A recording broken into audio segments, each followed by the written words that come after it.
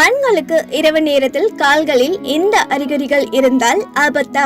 என்னன்னு பார்க்கலாமா? உடலில் இருக்கும் ஒரு கழிவு பொருள் உடலின் மூட்டுக்கள் மற்றும் திசுக்களில் உருவாகும் இந்த யூரிக் அமிலம் ஆண்கள் மற்றும் பெண்கள் என இருபாலருக்கும் பொதுவானது. யூரிக் அமிலம் என்பது உணவு மற்றும் பானங்கள்ல இருக்கும் உடல் உடைக்கும் போது உருவாகும் கழிவு பொருள். இது ரத்தத்தில் கரைந்து சிறுநீர் வழியாக சென்று சிறுநீரில் கலந்து வெளியேறுது. கூர்மையான படிகங்களில் இணைந்து மூட்டுகளில் தேங்குகிறது. கீழ்வாதத்தை ஏற்படுத்துது.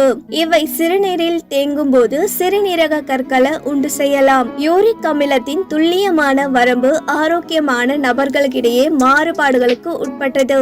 ஆண்களுக்கு யூரிக் அமிலம் அளவு என்பது 2.5 மில்லிகிராம் குறைவானதாக சொல்லப்படுது. பெண்களின் இந்த அளவு மாறுபடுது என்பது குறிப்பிடத்தக்கது.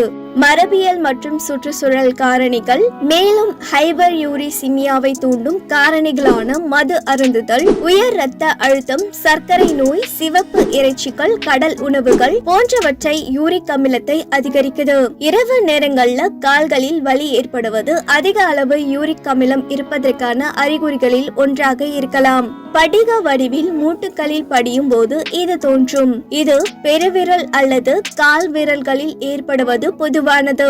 இரவு நேரங்கள் ஆனால் மூட்டுக்கள் வீங்குவது கீழ்வாதத்தின் அறிகுறிகளில் ஒன்று. உடலில் அதிக அளவு யூரிக் அமிலம் இருப்பதால் கீழ்வாதம் பாதிக்கப்பட்டு இது மூட்டுகளில் அசௌகரியத்தையும் உண்டு செய்யும்.